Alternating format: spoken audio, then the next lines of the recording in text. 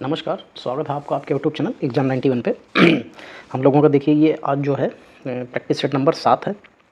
अभी तक हम लोग प्रैक्टिस सेट 6 कर चुके हैं। प्रैक्टिस सेट का प्रीवियस ईयर का जो पेपर्स हैं ये 6 कर चुके हैं। आज ये 7वां पेपर है और ये 7वां पेपर का है सम्मिलित अवर अधीनस्थ लोअर भर्ती परीक्षा 2019। इसका पेपर 1/10/2019 को हुआ था। इसमें हिंदी की देखिए ये फर्स्ट और सेकंड शिफ्ट 2 पेपर हुए थे। उसमें दोनों शिफ्टों के ये हैं क्वेश्चन आपके सामने हैं। इसमें 2 शिफ्टों में हर शिफ्ट में 25-25 क्वेश्चन पूछे जाते हैं, तो दोनों शिफ्ट के एक बार में 50 क्वेश्चन बना दिए गए हैं।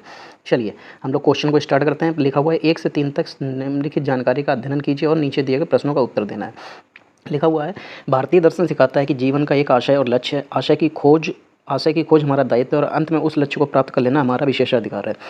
इस प्रकार दर्शन जो कि आशय को उद्घटित करने की कोशिश करता है, जहाँ तक उसमें हमें सफलता मिलती है, वह इस लक्ष्य तक अग्रसर होने की प्रक्रिया है। कुल मिलाकर आखिर यह लक्ष्य क्या है? इस अर्थ में यथार्थ की प्राप्ति वह है जिसमें पा लेना केवल जानना नहीं बल्कि उसी का अंश हो जाना है। इस उपलब्धि में बाधा क्या है? बाधाएं कई हैं, पर इनमें प्रमुख हैं अज्ञान, अशिक्षित आत्मा नहीं है, यहाँ तक कि यथार्थ संसार भी नहीं है। यह दर्शन ही है जो उसे शिक्षित करता है और अपनी शिक्षा से उसे अज्ञान से मुक्ति दिलाता है, जो यथार्थ दर्शन नहीं होने देता। इस प्रकार दार्शनिक होने का बौद्धिक अनुमान करना नहीं है, बल्कि यह शक्तिप्रद अनुशासन पर चलना है, क्योंकि सत्य की खोज में लगे हुए सभी दार्शनिक को अपने जीवन को इस प्रकार आचरित करना पड़ता है ताकि उस यथार्थ से एकाकार हो जाए जिसे वह खोज रहा है। वास्तव में यही जीवन का एकमात्र सही मार्ग है और सभी दार्शनिकों को इसका पालन करना होता है। और दार्शनिक ही नहीं बल्कि सभी मनुष्यों को क्योंकि सभी मनुष्यों के दायित्व और नियत एक ही है। ये पैराग्राफ है पूरा। इस पैराग्राफ पे रिलेटेड कुछ क्वेश्चंस हैं, चलिए वो देखते हैं। पहला क्वेश्चन यहाँ पे लिखा हुआ है कि उपयुक्त गद्यांश का समुचित शीर्षक चुनिए। जो इसका जो शीर्षक बन जाएगा वो भारतीय दर्शन और जीवन, क्योंकि सब कुछ तो इसमें भारतीय दर्शन के बारे में और जीवन के बारे में ही बता रहा है, तो इसका जो है क्या बन जाएगा? भारतीय दर्शन और जीवन। ठीक, चलिए फिर क्वेश्चन नंबर 2। क्वेश्चन नंबर 2 लिखा है कि उपयुक्त गद्यांश का संक्षेपण कीजिए। कि दर्शन जीवन का एकमात्र सही मार्ग है और सभी दार्शनिकों को इसका पालन करना होता है, और दार्शनिक ही नहीं बल्कि मनुष्य भी सभी मनुष्यों को, क्योंकि सभी मनुष्य के दायित्व और नियत एक ही है। भारतीय दर्शन सिखाता है कि जीवन का एक आशय है और लक्ष्य है। आशय की खोज हमारा दायित्व है और अंत में उस लक्ष्य को प्राप्त कर लेना हमारा विशेषाधिकार है। दर्शन जो कि आशय को उद्घटित करने की कोशिश करता है और जहाँ तक उसे इसमें सफलता मिलती है, वह इस लक्ष्य तक अग्रसर होने की प्रक्रिया है। भारतीय दर्शन जीवन के लक्ष्य की खोज करके उसे पाने की प्रक्रिया भी बताता है। लक्ष्य को पा लेना उसे केवल जानना नहीं बल्कि उसका अंश हो जाना है। इस उपलब्धि में प्रमुख बाधा है अज्ञान, जिसे ये लाइन बिल्कुल सही लिखी हुई है, सही हो जाएगा यही। चलिए फिर दिए गए गद्यांश के आधार पर बताइए कि यथार्थ की प्राप्ति में प्रमुख बाधा क्या है। अभी हम लोगों ने पीछे पढ़ा है कि उसकी बाधा जो है अज्ञानता है, अज्ञान हो जाएगा यहाँ पे, पहला आंसर सही हो जाएगा। सब कोई सर्वनाम में किस प्रकार का उदाहरण है? निश्चयवाचक, अनिश्चयवाचक, निजवाचक या संयुक्त सर्वनाम। सब कोई मतलब जितने भी लोग होंगे सभी को शामिल करना, तो सभी को शामिल करना मतलब संयुक्त सर्वनाम हो जाएगा। ठीक है। गुरुजी मेरा स्वीकार्य करें। रिक्त स्थान भरने के लिए नीचे दिए गए विकल्पों में से उपयुक्त शब्द चुनना है। तो क्या होगा? गुरुजी मेरा स्वीकार करें। मेरा क्या स्वीकार करें? अभिनंदन, स्वागत, अभिवादन और अभिमान। तो दोस्तों देखो, अभिनंदन तो नहीं होगा, लेकिन अभिवादन अगर कर रहा है तो गुरुजी मेरा अभिवादन स्वीकार करें, बिल्कुल सही हो जाएगा। पत्र के संबंध में निम्नलिखित में से किसको अभिवादन कहते हैं? अब ऊपर क्वेश्चन अभिवादन था, नीचे जो है अभिवादन किसको कहते हैं ये पूछा गया है। तो पिता पुत्र को, शुभाशीष को, प्रिय पुत्र को, आपका स्नेहाकांक्षी, ये लिखा हुआ है। तो देखो, जब अभिवादन जो होता है वो शुभाशीष का होगा। ठीक है, कि पत्र के संबंध में निम्नलिखित में से किसको अभिवादन कहते हैं? तो शुभाशीष को अभिवादन कहते हैं। निम्नलिखित में से किसका उपयोग अधिकतर भारतीय गजटों में प्रकाशित नियम, सरकारी नियम, आदेश जारी की आदेश आदि की सूचना के प्रसंग में होता है? निम्नलिखित में किसका उपयोग अधिकतर भारतीय गजटों में प्रकाशित सरकारी नियम, आदेश आदि की सूचना के प्रसंग में होता है? अच्छा, पत्र, परिपत्र, अधिसूचना, कार्यालयीय आदेश, तो ये होगा अधिसूचना होती है वो। ठीक है, जिसको नोटिफिकेशन कहते हैं, ये अधिसूचना हो जाएगी। ठीक है, जो अधिसूचना होती है वो भारतीय गजटों में प्रकाशित सरकारी नियम, आदेश आदि की सूचना के प्रसंग में होता है। अनुस्वर किसका कार्य करता है? विसर्ग का, चंद्रबिंदु का, पंचम वर्ण का या स्वर का? तो देखो दोस्तों, जो अनुस्वर होते हैं वो हमेशा पंचम वर्ण जो होता है, जो भी हमारे का से लेके होते हैं, का से, वो सब पंचम वर्ण जो होते हैं उन्हीं को अनुस्वर कहते हैं। ठीक है, सीधे समझिए कि जैसे जो आपके जो वर्णमाला के अनुसार जो पंचम वर्ण होता है, जैसे कि माँ हो गया, का से भा तक, जितने का से भा तक आपके जितना पंचम वर्ण होता है, जैसे इंगा और वा और अणा, फिर ना, माँ और ये, तो जितने भी होते हैं ये सब के सब जो पंचम वर्ण होते हैं ये अनुस्वर कहलाते हैं।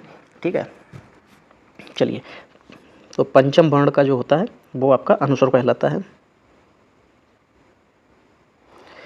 चलिए, जिन स्वरों के उच्चारण में हवा नाक से निकलती है उन्हें कहते हैं, क्या कहते हैं? निरुनासिक, अनुनासिक, मौखिक या लुंठित स्वर। जिनमें नाक से हवा निकलती है उनको दोस्तों अनुनासिक कहते हैं।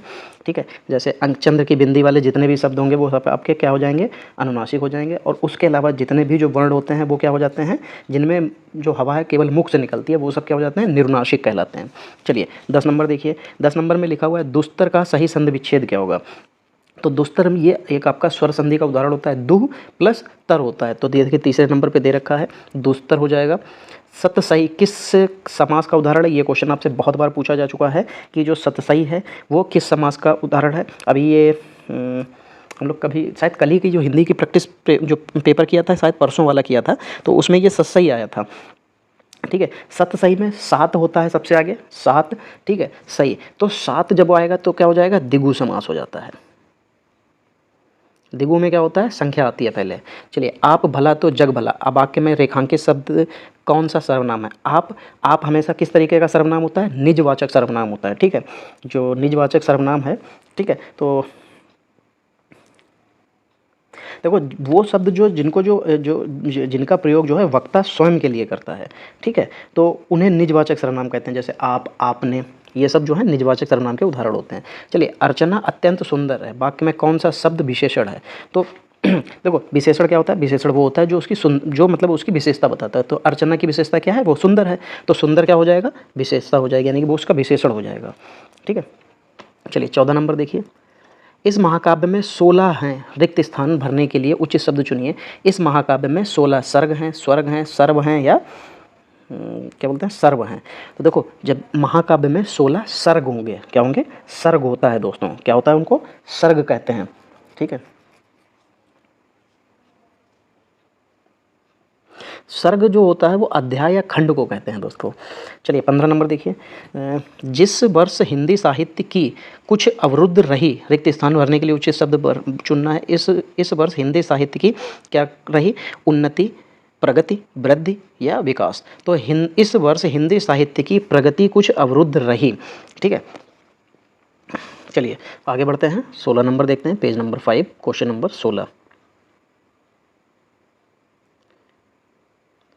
चलिए, यहाँ पे लिखा हुआ है शुद्ध वर्तनी वाला शब्द चुनना है।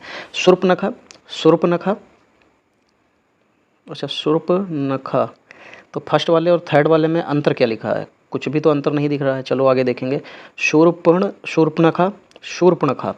चलिए 16 नंबर में जो शूर्पणखा लिखा है बिल्कुल सही हो जाएगा, सा से सलजम वाला सा बनेगा। लेकिन यहाँ पे आप लोग खुद बताइएगा कि फर्स्ट और सेकंड वाले में कोई ऑप्शन में आपको गलती दिख रही है? मुझे तो नहीं लगता कि जो फर्स्ट ऑप्शन और सेकंड ऑप्शन लिखा है सेम लिखा हुआ है। चलिए, शूर्पणखा जो है ये थर्ड वाला आपका बिल्कुल सही हो जाता है, फोर्थ वाला सही हो जाता है। इसमें जो है सलजम वाला सा बनता है और बड़े की मात्रा लगती है।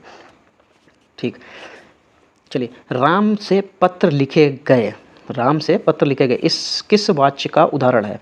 अच्छा देखो, जब राम जो है पत्र लिखेगा तो राम क्या करेगा? वो कर्म करेगा। क्या करेगा? कर्म। और जैसे ही वो कर्म करेगा वो कर्म वाच्य बन जाएगा। चलिए आगे बढ़ते हैं, लिखा हुआ शायद पिताजी आ जाएं, किस प्रकार का वाक्य है? शायद लगा हुआ है, तो शायद का मतलब क्या होता है? संदेहास्पद होता है, तो संदेहार्थक हो जाएगा, यानी कि उसको संदेह है कि शायद आज पिताजी आ जाएंगे। चलिए, निम्नलिखित में से कौन सा वाक्य शुद्ध है? बंदूक एक बहुत ही उपयोगी अस्त्र है। अच्छा, और बाघ और बकरी एक घाट पानी पीती हैं, एक घाट पानी पीती हैं, बिल्कुल गलत। कई रेलवे के कर्मचारियों की गिरफ्तारी हुई, कई रेलवे के कर्मचारियों की गिरफ्तारी हुई, बहुत से रेलवे कर्मचारियों की गिरफ्तारी हुई होना चाहिए था। ठीक है, या तो ये लिख सकते थे कि रेलवे के कई कर्मचारियों की गिरफ्तारी हुई, ये भी सही हो जाता। श्री कृष्ण के अनेकों नाम हैं, तो यहाँ पे श्री कृष्ण के अनेक नाम हैं होना चाहिए था। ठीक है, बाघ और बकरी एक घाट से पानी पीते हैं, ये होना चाहिए था। और यहाँ पे जो आपको बंदूक एक बहुत उपयोगी अस्त्र है, बिल्कुल सही हो जाएगा। ये अस्त्र वाला आपका बिल्कुल एक बार पेपर में अभी और आ चुका है, ये रिपीटेड क्वेश्चन है, ध्यान रखिएगा। मैं बताता रहता हूँ कि कहीं किधर कहाँ पे आपको रिपीटेड मिल रहे हैं। चलिए फिर देखिए, यहाँ पे है कि जो चाहे करो, जो चाहे करो बस हमें तंग ना करो। वाक्य के बीच में रिक्त स्थान में का क्या विराम चिन्ह आएगा? अल्प विराम, अर्ध विराम, पूर्ण विराम या योजक चिन्ह। दोस्तों देखो जी, ये जो है जो चाहे करो, तो यहाँ पे वो रुका है, रुकने पे अर्ध विराम आएगा। बस हमें तंग ना करो, ये पूर्ण विराम हो जाएगा। चलो 21 नंबर देखो, दिनों का फेर होना, मुहावरे का अर्थ बताना है। अजीब हाल होना, बहुत जल्दी हल्दी होना, भाग्य का चक्कर, और दिन काटे ना कटना। तो दिनों का फेर होना मतलब भाग्य का चक्कर।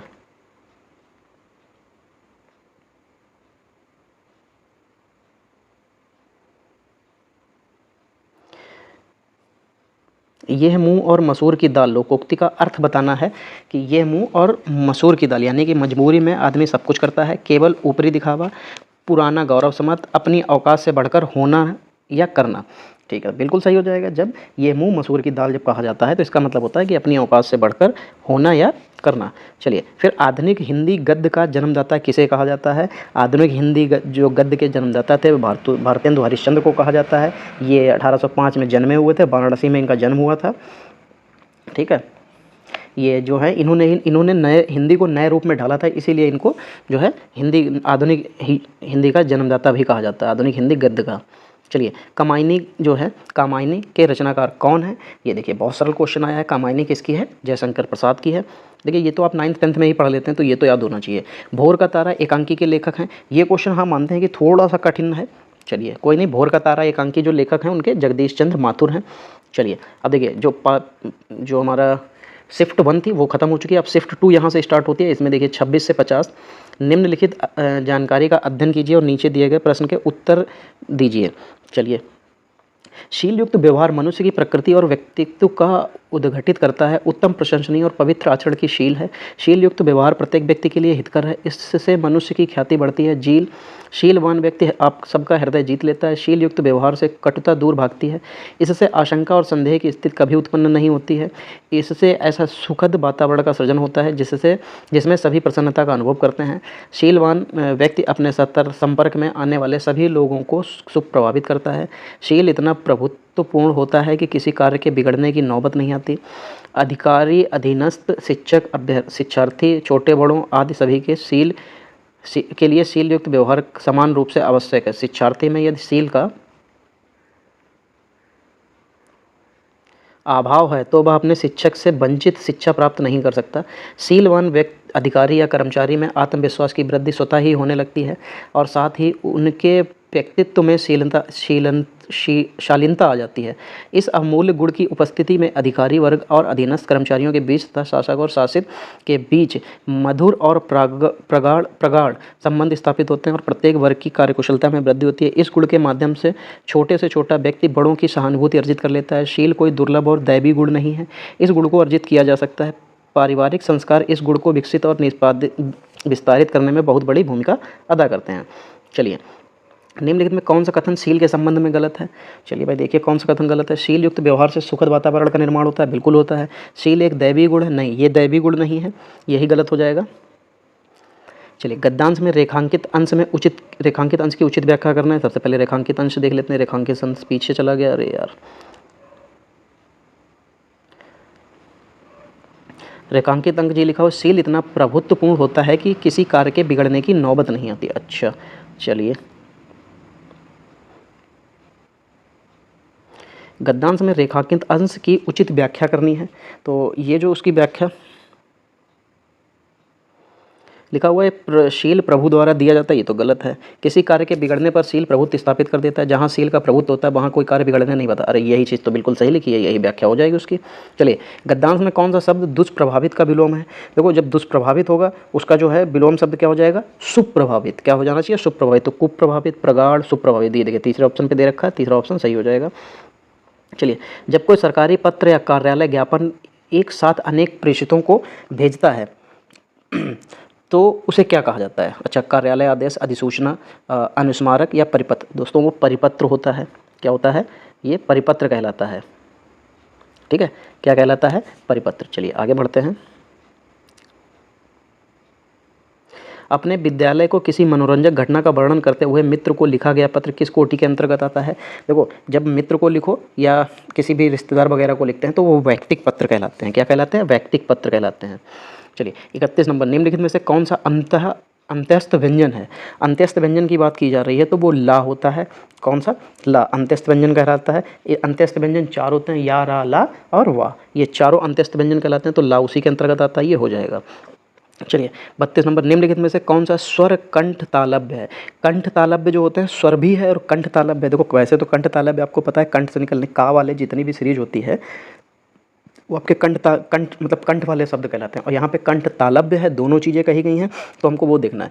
तो ई, आ, ओ, ए, तो जो ए है यही आपका जो है कंठ से निकलता है और इसमें तालव्य का भी यूज किया जाता है, तो यही कंठ तालव्य हो जाएगा। पो वन, ठीक है, क्या है? पो वन, तो ये किस तरीके की, मतलब इस संधि का उदाहरण बताना है, ये किस स्वर संधि का उदाहरण है? तो ये जो स्वर संधि है ये 5वीं संधि होती है, अयादि संधि। ठीक है, स्वर संधि में 5वीं संधि होती है, अयादि संधि। उसमें अब, आब और जो ओब, आब करके ऐसे 4 शब्द बनते हैं, जिसमें ए और आ मिलके जो है पोवन यानी कि पवन बना देगा, तो ये अब बन जाता है। ओ और आ मिलके अब बनाता है तो ये पवन हो जाता है। ठीक है, ये अयादि संधि का उदाहरण है। 34 नंबर देखिए, लिखा हुआ है प्रत्यंग किस समास का उदाहरण है? प्रत्यय प्लस अंग हो जाएगा, तो प्रत्यय अंग, अंग भी इसमें जो है उसके प्रत्यय लगने से क्या हो जाएगा? प्रत्यय, तो अंग क्या हो गया? अब उसका जो है प्रधान हो गया, तो जिसमें पहला पद जो है वो प्रधान होता है और उसके लगने से शब्द का अर्थ ही पूरा बदल जाता है, तो वो अव्ययीभाव समास में आता है। चलिए, सीता सखियों सहित पुष्प वाटिका गए, सखियों सहित इस वाक्य में रेखांकित अव्यय प्रयोग निम्नलिखित में से किस भेद का उदाहरण है? समुच्चय बोधक, क्रिया विशेषण, संबंध बोधक और क्या है? विस्मयादि बोधक। तो देखो सखियों सहित, तो सखियाँ क्या हैं? उनसे रिलेटेड है ना, तो रिलेटेड होगा तो संबंध बोधक बन जाएगा। ठीक है, चलिए 9 नंबर, फिर लिखा हुआ कश्मीरी सेब सिंदूरी लाल होता है, तो वाक्य में रेखांकित शब्द विशेषण की किस भेद के अंतर्गत आता है? गुणवाचक, परिणामवाचक और प्रविशेषण या सर्वनामी। तो दोस्तों ये प्रविशेषण होता है, यानी कि जो विशेषण की भी विशेषता बताता है उसको प्रविशेषण कहते हैं। ठीक है, जो विशेषण की भी विशेषता बताते हैं, तो यानी कि अब वो लाल तो है लेकिन किस तरीके का लाल है, तो यानी कि लाल हो गया विशेषण, और लाल की भी विशेषता कौन बता रहा है? सिंदूरी, तो यानी कि ये क्या हो जाएगा? प्रविशेषण हो जाएगा। चलिए, निम्नलिखित में कौन सा शब्द मस्तक का पर्यायवाची है? मस्तक का पर्यायवाची पूछा गया है, तो मस्तक का मतलब होता है ये माथा, और उसका जो पर्यायवाची हो जाएगा वो हो जाएगा ललाट। ललाट मतलब माथा होता है। चलिए 38 नंबर, निम्नलिखित में कौन सा विलोम युग्म सही नहीं है? कौन सा विलोम युग्म? भद्र अभद्र, भय साहस, गूढ़ ज्ञानी, मान्य और धान्य। यहाँ पे पूछा है कौन सा सही नहीं है, तो मान्य जो है धान्य लिखा हुआ है यही सही नहीं है। जो मान्य होता है उसका अभाज्य होता है। ठीक है, क्या होता है? मान्य का अभाज्य हो जाता है तो धान्य नहीं होगा, अभाज्य हो जाएगा। गाढ़ी, गाड़ी, गाढ़ी शब्द युग्म के लिए सही अर्थ युग्म प्रकाश युग्म क्रमशः चुने। यान गहरी, गहरी यान, अच्छा गिरी यान, निकाली गिरी, अच्छा गाड़ी, गाड़ी का पूछा गया है और गाढ़ी का पूछा गया है। तो देखो दोस्तों दोनों के लिए हमको निकालना पड़ेगा, तो गाढ़ी का मतलब हो जाएगा यान और गाढ़ी का मतलब हो जाएगा गहरी। तो यहाँ पे जो पहला जो दिया हुआ है यही आपके लिए बिल्कुल सही हो जाएगा। चलिए आगे बढ़ते हैं। जो इंद्रियों की पहुंच से बाहर हो, जो आपकी इंद्रियों से पहुंच की बाहर होता है वो क्या कहलाता है? इंद्रतीत। और जो इंद्रियों को जीत लेता है वो इंद्रजीत। ठीक है, और जो इंद्रियों पर किया जाने वाला बस होता है उसको बोलते हैं इंद्रिया निग्रह। निग्रह जो लिखा हुआ है सेकंड वाला, इंद्रधनुष तो आपको पता ही है 7 रंगों वाला। ठीक है, तो क्या हो जाएगा? इंद्रियातीत। जो आपकी इंद्रियों की पहुंच से बाहर होता है उसको इंद्रियातीत कहते हैं। और जब इंद्रियां जो है इंद्रियों को अपने बस में करने वाला, यानी कि इंद्रियों पर विजय प्राप्त करने वाला, जीत प्राप्त करने वाला, उसको इंद्रजीत कहते हैं।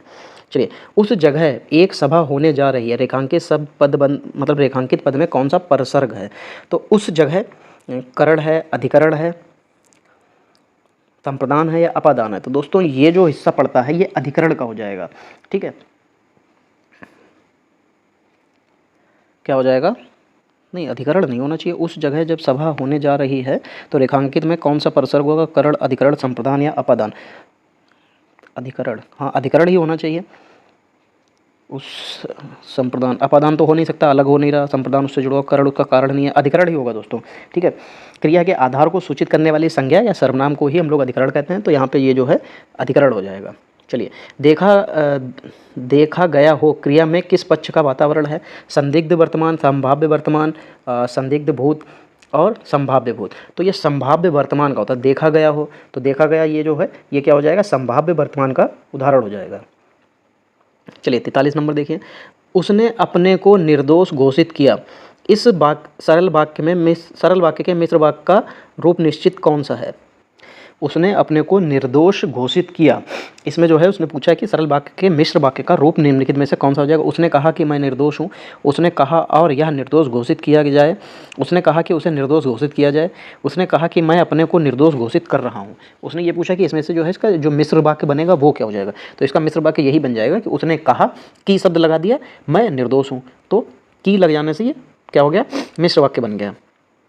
चलिए फिर, विराम चिन्ह के प्रयोग की दृष्टि से निम्नलिखित में से कौन सा वाक्य सही नहीं है? वह दूर से, बहुत दूर से आ रहा है। अच्छा, फिर लिखा हुआ है सुनो सुनो वह गा रही है। नहीं नहीं, ऐसा कभी नहीं हो सकता। क्रोध चाहे जैसा भी हो मनुष्य को दुर्बल बनाता है। अच्छा, तो जो पहला वाला दे रखा है वह दूर से, बहुत दूर से, दोनों जगह पे से के बाद जो है आपका अर्धविराम लगा है, बिल्कुल सही हो जाएगा। चलिए, एड़ियाँ रगड़ना मुहावरे का सही अर्थ क्या हो जाएगा? एड़ियाँ साफ़ करना, परिश्रम करना, बहुत दौड़ धूप करना, परेशान रहना। तो दोस्तों जो बहुत दौड़ धूप होती है उसी को कहते हैं एड़ियाँ रगड़ना। जब आपके घर में कोई प्रोग्राम हो, शादी आदि का फंक्शन हो, तब जो है आप जो भाग दौड़ होती है उसी को कहते हैं एड़ियाँ रगड़ना। या जैसे कोई भी ऐसा काम हो जिसमें आपको भाग दौड़ करनी पड़ रही। सावन हरे ना भादव सूखे, लोकोक्ति का सही अर्थ क्या हो जाएगा? सावन में हरा और भादव में सूखा। ना सावन में हरा ना भादव में सूखा, असंभव बात, सदा एक ही सी दशा। जब सावन देखो, सावन आते हैं तो वहाँ पे सब कुछ हरा हरा हो जाता है। क्यों? क्योंकि बरसात हो रही होती है। और भादव होते हैं तब क्या होता है? बरसात दूर होती है, धूप बहुत तेज होती है, सब कुछ सूख जाता है। तो क्या होता है? जब सावन ना हरे होंगे और ना भादव सूखे होंगे तब क्या होगा? एक जैसी स्थिति होगी। क्या होगा? एक जैसी स्थिति हो जाएगी। तो सदा एक सी दशा हो जाएगी। साहित्य हिंदी के इतिहास के किस काल को वीर गाथा काल भी कहा जाता है? आदिकाल, भक्तिकाल, रीतिकाल या आधुनिक काल? तो दोस्तों जो आदिकाल था उसी को जो है वीर गाथा काल कहा जाता है। 48 नंबर, निम्नलिखित में कौन सी रचना तुलसीदास की नहीं है? रामचरितमानस, गीतावली, कृष्ण गीतावली या भक्तमाल? तो दोस्तों जो ये भक्तमाल जो लिखा हुआ है ये तुलसीदास की रचना नहीं है। बाकी जितनी भी आपको दिखाई दे रही हैं वो सब तुलसीदास की लिखी हुई हैं। हिंदी का प्रथम समाचार पत्र कौन था? कवि वचन सुधा, उदंत मार्तंड, हरिश्चंद्र पत्रिका, सरस्वती। जो ये लिखा हुआ है ये उदंत मार्तंड, यही जो है हिंदी समाचार पत्र मतलब हिंदी भाषा में हिंदी का प्रथम समाचार पत्र था। जो इसकी शुरुआत जो है 30 मई 1826 को हुई थी। ठीक है, तो ये उदंत मार्तंड जी है, ये हो जाएगा।